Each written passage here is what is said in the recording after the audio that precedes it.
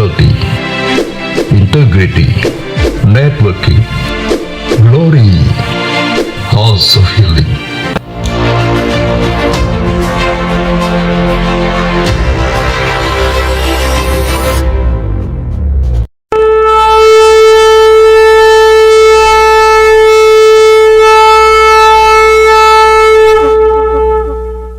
Apa yang dimaksud dengan Pentakosta ketiga?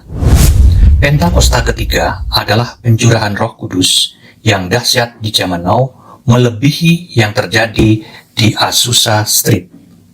Pentakosta ketiga akan mengakibatkan penuaian jiwa yang terbesar dan yang terakhir sebelum Tuhan Yesus datang kembali. Pentakosta ketiga akan membangkitkan generasi Yeremia, yaitu anak-anak muda yang dipenuhi Roh Kudus, cinta mati-matian kepada Tuhan Yesus, tidak kompromi terhadap dosa, dan akan bergerak untuk memenangkan jiwa. Pentakosta ketiga lahir di Indonesia dan bergerak ke bangsa-bangsa. Gerakan ini dari timur ke barat dan akan kembali ke Yerusalem. Pentakosta ketiga akan memberikan kuasa untuk menyelesaikan amanat agung, dan setelah itu Tuhan Yesus datang kembali.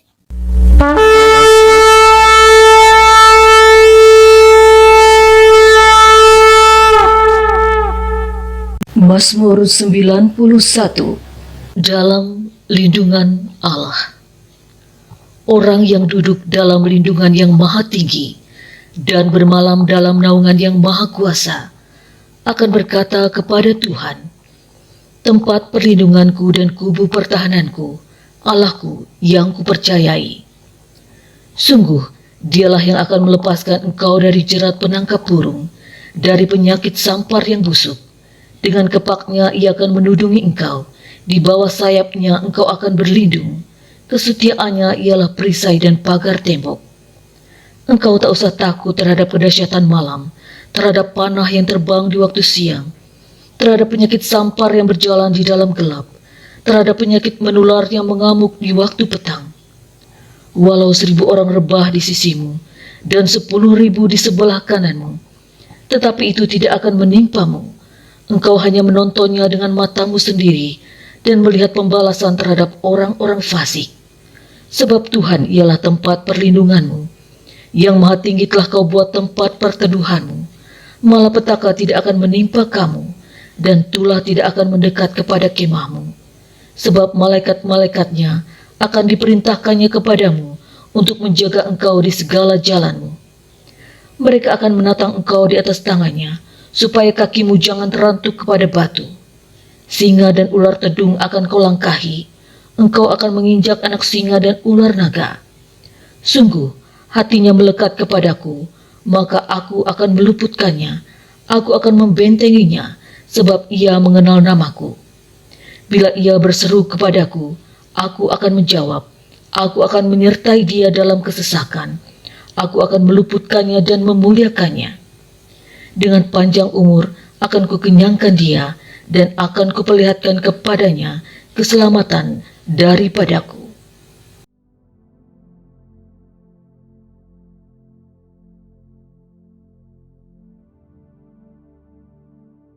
Shalom semuanya. Pada tanggal 23 sampai 25 Oktober 2024 di Cleveland, Tennessee akan diadakan Simposium Pentakosta ketiga. Simposium adalah pertemuan beberapa pembicara ahli yang menyampaikan uraian singkat tentang topik tertentu atau tentang beberapa aspek dari topik yang sama. Jadi Simposium Pentakosta ketiga ini artinya hanya membicarakan Pentakosta ketiga.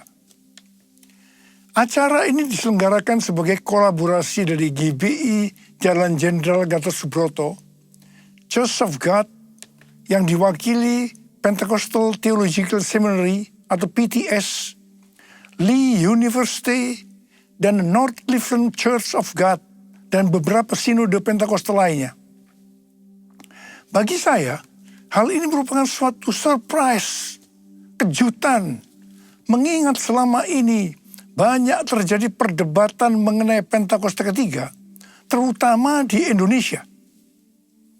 Hal ini memang sesuai dengan yang dikatakan oleh Tuhan Yesus dalam Yohanes 4 ayat 44. Bahwa seorang nabi tidak dihormati di kampung halamannya sendiri. Wow. Mike Baker, Presiden Pentecostal Theological Seminary, bersaksi bahwa ketika pertama kali mendengar tentang Pentakosta ketiga, dia berkata, apaan tuh?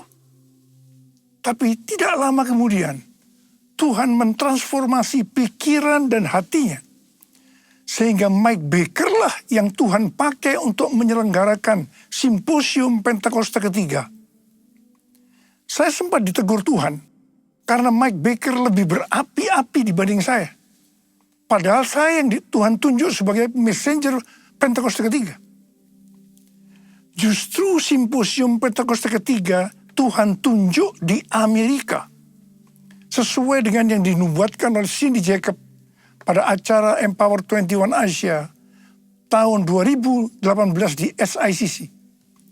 Dia bernubuat bahwa gerakan Pentakosta ketiga ini dari timur ke barat dan akan kembali ke Yerusalem. Barat yang dimaksudkan adalah Amerika. Dari Amerika lah gerakan Pentakosta ketiga akan menyebar ke seluruh dunia. Jadi sekarang yang ada di Amerika tentang Pentakosta ketiga, selain dari simposium Pentakosta ketiga adalah the Niko Nyotoraharjo Chair for the Restoration of the Tabernacle of David yang didirikan oleh Pentecostal Theological Seminary. Ini merupakan cikal bakal Pentakosta ketiga. Dan yang kedua, plakat ketiga tentang Pentakosta ketiga yang terdapat di lobi asrama Niko Nyotoraharjo Hall Oral Roberts University di Tulsa, Oklahoma. Dan yang ketiga, Third Pentecost Azusa Street Prayer Tower di Los Angeles. Yang keempat, The Third Pentecost Channel di Spirit Network dari Pentecostal Theological Seminary. Dan yang kelima, sedang dikerjakan Niko Nyotoraharjo Prayer Center di gedung pusat Church of God di Cleveland, Tennessee. Ini adalah menara doa pusat untuk Church of God. Church of God berusia 138 tahun dan berada di 194 negara dengan jumlah jemaat sekitar 8,3 juta orang. Ruangan yang dipakai adalah tempat yang biasa dipakai bersidang oleh Executive Council, yaitu Executive Committee dan Council of 18. Ini tempat yang bisa dikatakan eksklusif, tetapi sekarang dipersembahkan untuk menara doa. Pada waktu sidang Executive Council tanggal 18 September 2024 yang lalu, dalam rekaman saya diminta untuk berkata bahwa hari ini adalah hari yang berbahagia dan bersejarah. Karena hari ini ruang Executive Council dipakai untuk terakhir kalinya. Sebab selanjutnya akan dibuat Niko Nyotoraharjo Prayer Center. Hari-hari ini Pentakosta ketiga sedang dicurahkan untuk menyelesaikan amanat agung. Api Pentakosta menyala, api Pentakosta menyala, api, api, api, api, api, api Pentakosta ketiga, api Pentakosta ketiga, api Pentakosta ketiga. Awal tahun 2009, Tuhan berbicara sangat serius kepada saya. Aku datang segera. Aku datang segera. Dengan gemetar saya bertanya, apa yang akan Tuhan kerjakan? Dan apa yang harus saya lakukan? Baru pertengahan tahun 2009, Tuhan menjawab, aku akan mencurahkan rohku. Pada saat roh kudus dicurahkan, akan terjadi seperti yang tertulis dalam Yoel 2, ayat 28 sampai dengan 32. Akan ada 3 tanda yang terjadi. Tanda pertama sesuai dengan Yoel 2 ayat 28 dan 29. maka anak-anak, pemuda, orang tua akan dipakai Tuhan secara luar biasa. Haleluya. Tanda yang kedua, sesuai dengan Yoel 2 ayat 30, maka mujizat akan terjadi luar biasa. Tapi tanda yang ketiga, sesuai dengan Yoel 2 ayat 31, akan terjadi goncangan yang luar biasa. Dengan adanya 3 tanda ini, maka Yoel 2 ayat 32 akan digenapi. Yaitu akan banyak orang yang berseru pada nama Tuhan. Dan mereka yang berseru akan diselamatkan. Akan terjadi penuaian jiwa besar-besaran. Jadi sebelum kedatangan Tuhan Yesus yang kedua kalinya, akan ada pencurahan Roh Kudus yang dahsyat. Ini akan mengakibatkan penuaian jiwa besar-besaran.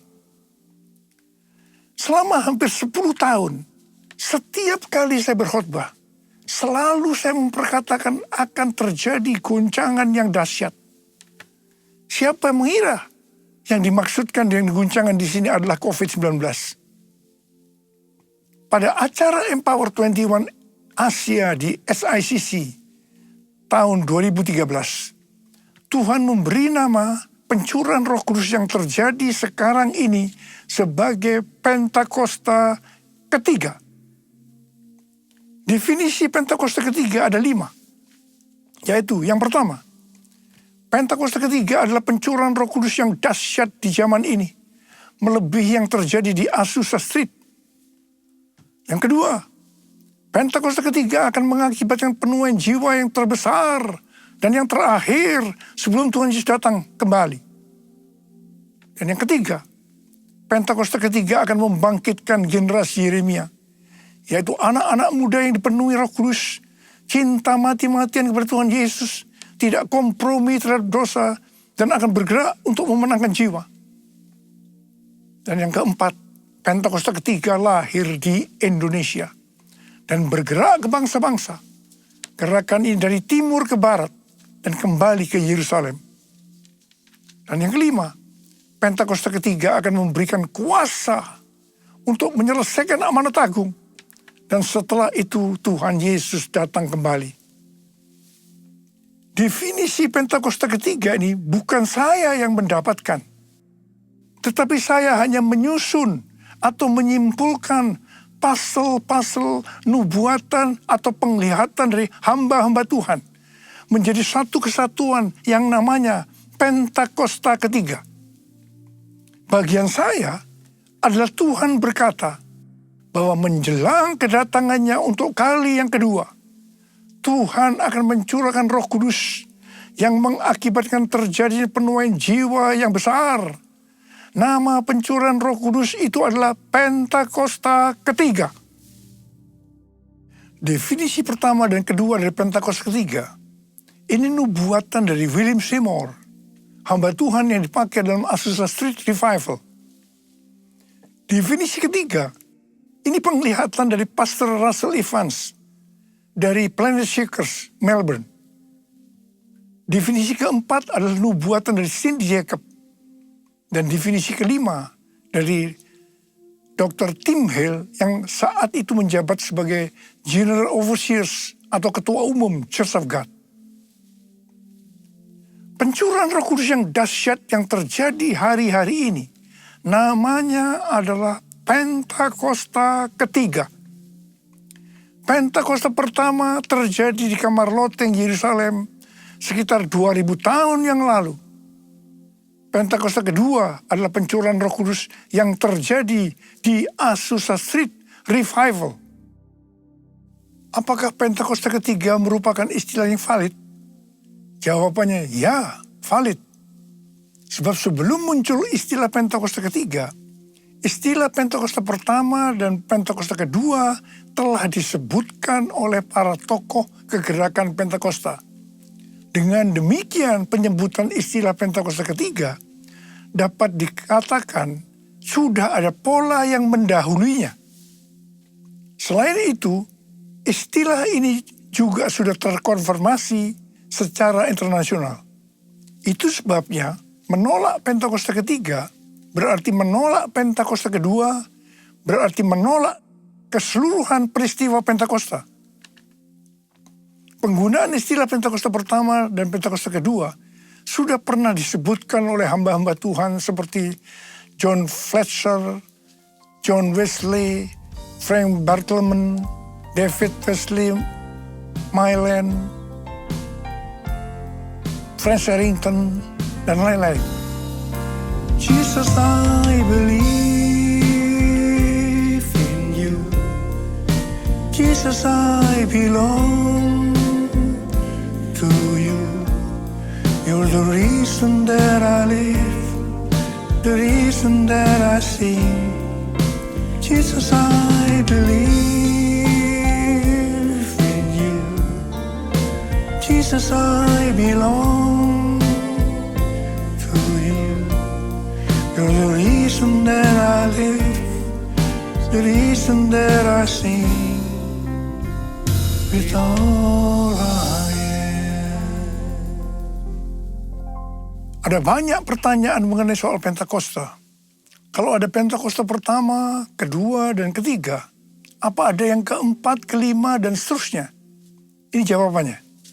Yang pertama, ada nubuatan William Seymour di tahun 1910 bahwa dalam 100 tahun yang akan datang akan ada kebangunan rohani lain seperti yang terjadi di Azusa, dan kemuliaan Shekinah akan kembali, dan kegerakan Allah tersebut akan lebih besar dan lebih luas dari yang terjadi di Azusa.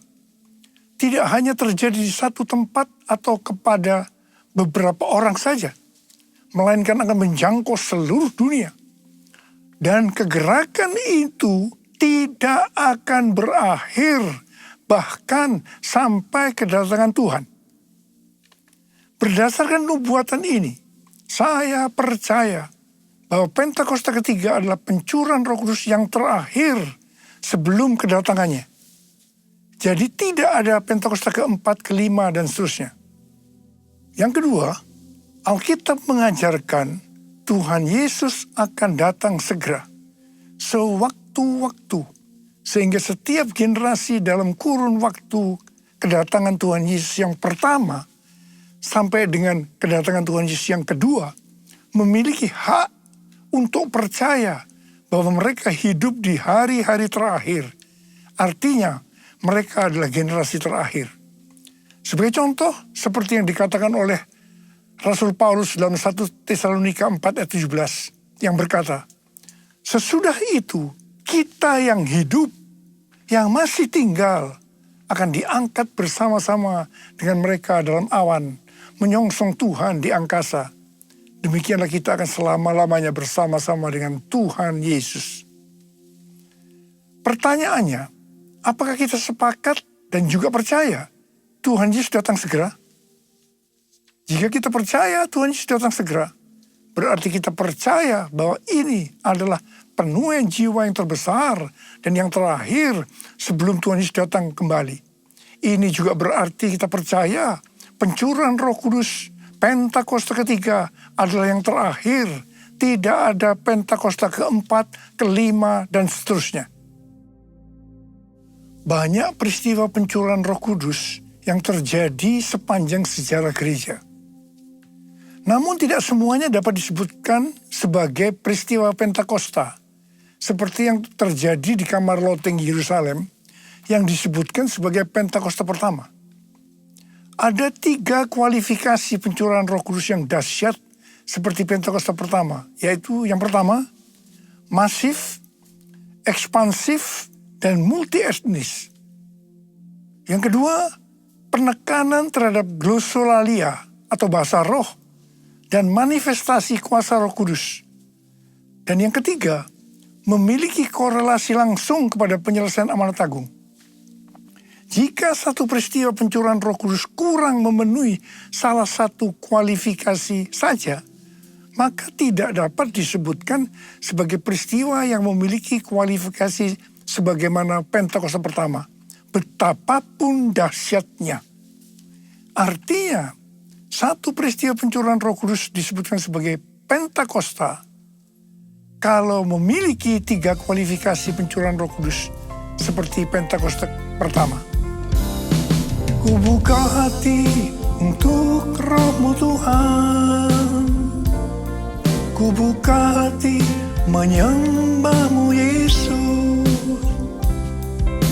Jamahlah kami, penuhi kami dengan kuasa Allah Maha Tinggi.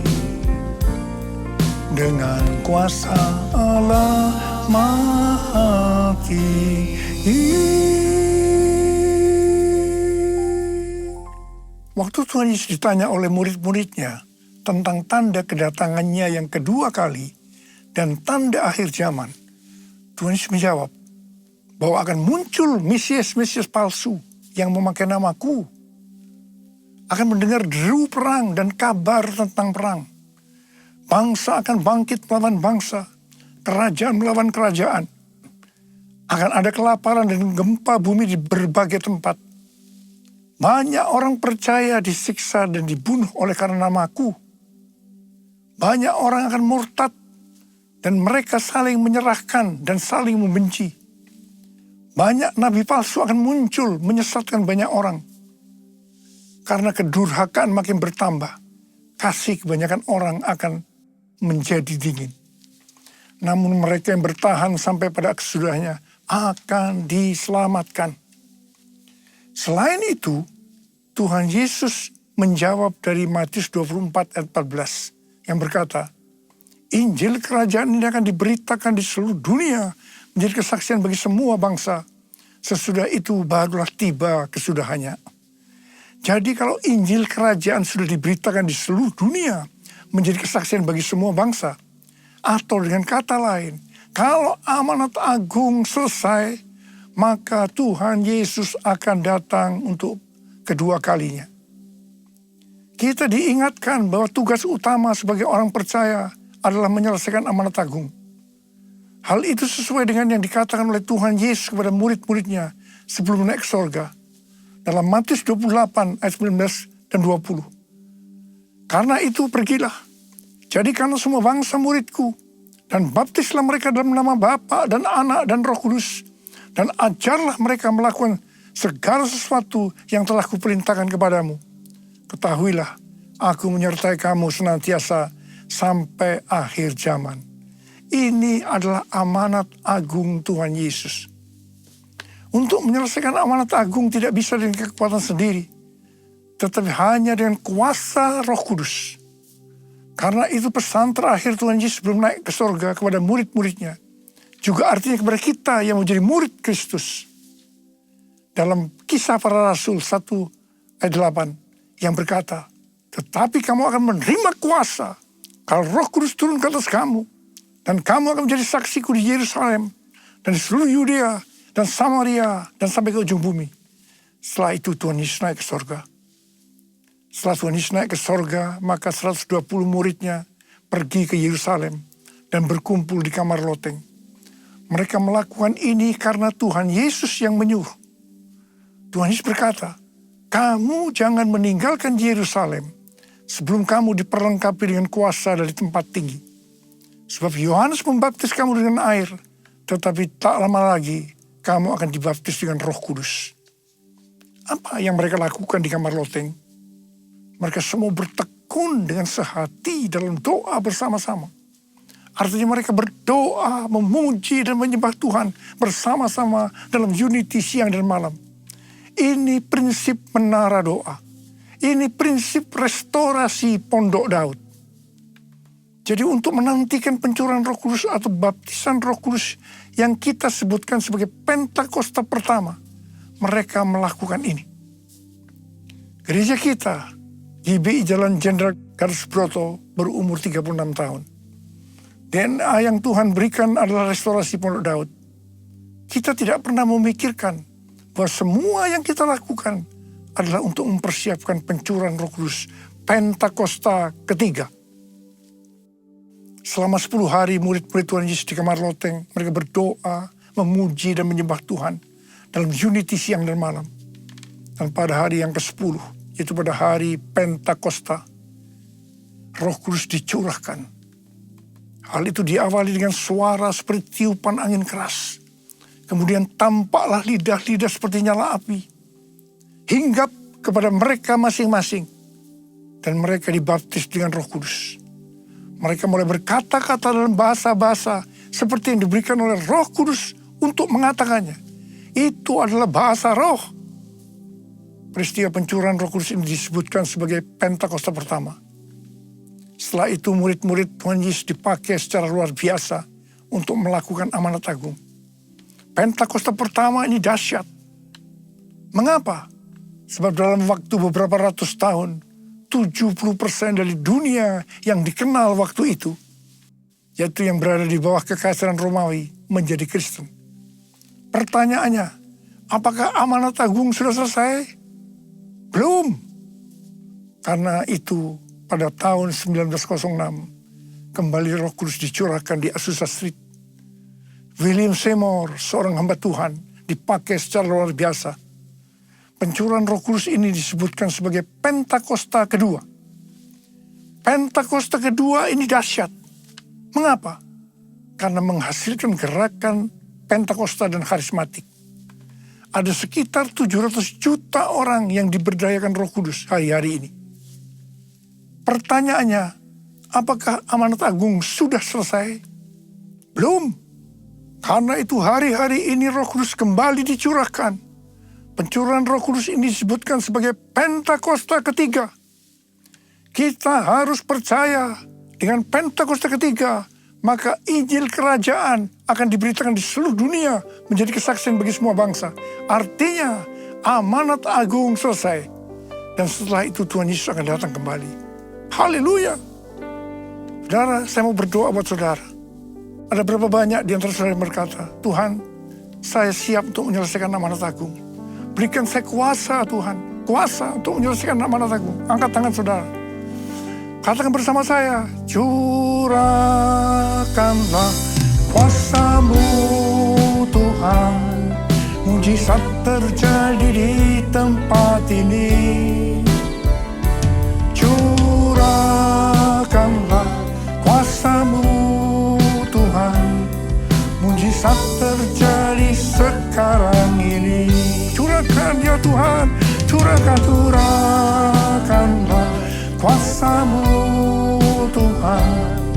Mujizat terjadi di tempat ini. Curahkanlah kuasa-Mu Tuhan. Mujizat terjadi sekarang ini. Mujizat terjadi sekarang ini. Mujizat terjadi sekarang ini. Angkat tangan saudara. Yang sudah berbahasa roh saat ini. Oh, Tuhan, Tuhan curahkan kuasa-Mu. Urapi kami, terima. Oh, terima kasih Tuhan, terima kasih. Dalam nama Yesus, amin.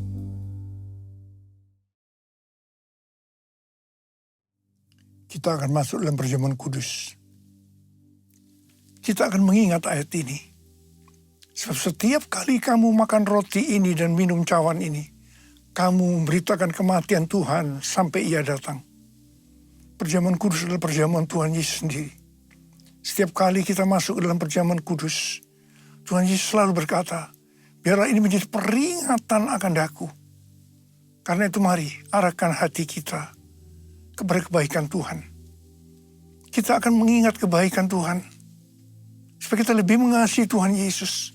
Kita lebih mengasihi satu dengan yang lain. Mari tundukkan kepala. Bapa, siapakah kami sebelum kami mengenal Engkau? Kami semua orang berdosa. Upah dosa adalah maut, mati. Tetapi Engkau yang tidak berdosa telah dijadikan dosa oleh karena kami.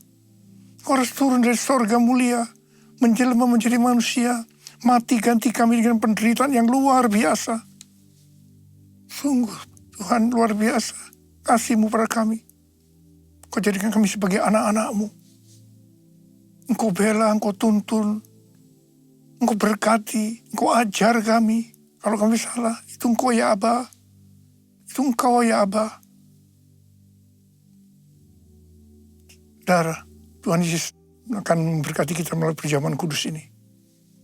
Tapi Tuhan mau kita makan dan minum dengan cara yang benar. Karena itu masing-masing sekarang introspeksi. Lihat keadaan dirimu masing-masing. Jangan menyimpan dosa. Kalau ada dosa yang Tuhan ingatkan, langsung minta ampun. Langsung minta ampun. Ampuni saya Tuhan, ampuni, ampuni. Kau melihat anak-anakmu ya Tuhan, sedang menyelesaikan segala sesuatu ini dengan Tuhan. Ampuni kami ya Tuhan. Layakkan kami untuk masuk dalam perjamuan kudus. Bapak terima kasih. Kami akan masuk dalam perjamuan kudus dengan hati yang penuh ucapan syukur. Dalam nama Yesus. Amin. Sekarang, mari. Angkat roti di tangan kanan kita tinggi-tinggi. Sebab apa yang telah kuteruskan kepadamu telah aku terima dari Tuhan. Yaitu bahwa Tuhan Yesus pada malam waktu ia diserahkan mengambil roti. Dan sesudah itu ia mengucap syukur atasnya. Ia memecah-mecahkannya dan berkata, inilah tubuhku yang diserahkan bagi kamu. Perbuatlah ini menjadi peringatan akan aku. Saudara dikasih Tuhan. Bukankah roti yang kita pecah-pecahkan ini adalah persekutuan kita dengan tubuh Kristus. Mari kita makan dalam nama Yesus.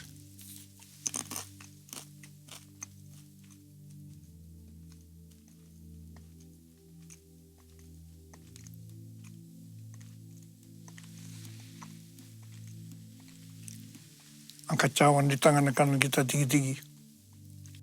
Demikian juga Emmanuel cawan sudah makan lalu berkata, cawan ini adalah perjanjian baru yang dimeteraikan oleh darahku. Perbuatlah ini setiap kali kamu meminumnya menjadi peringatan akan aku. Sudah kasih Tuhan, bukankah cawan pengucapan syukur. Yang atasnya kita ucapkan syukur adalah persekutuan kita dengan darah Yesus. Mari kita minum dalam nama Yesus.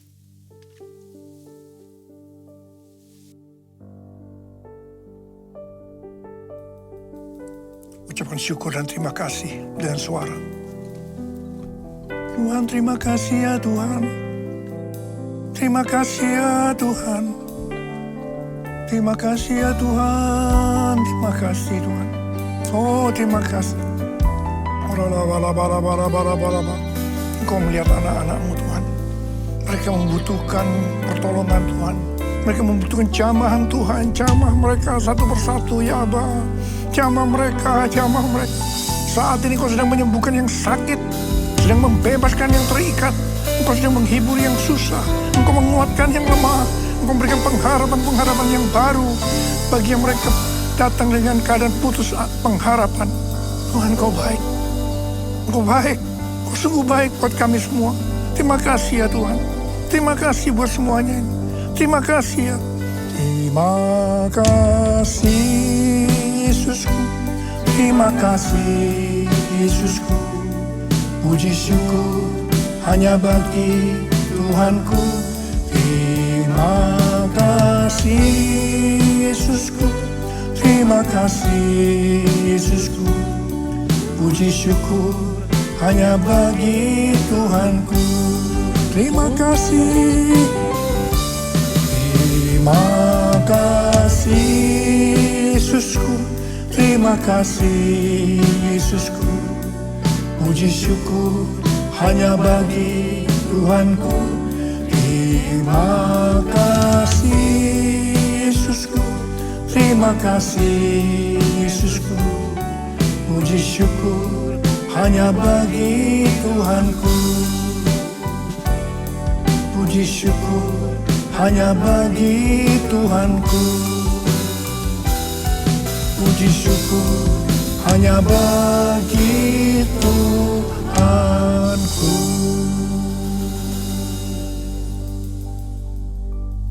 Mari angkat tangan kita di hadapan Tuhan. Terimalah berkat Tuhan.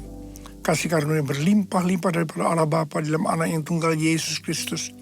Persekutuan yang manis dengan Roh Kudus menyertai kita semua mulai hari ini. Sampai Tuhan Yesus datang menjemput kita di awan-awan. Dan bahkan sampai selama-lamanya.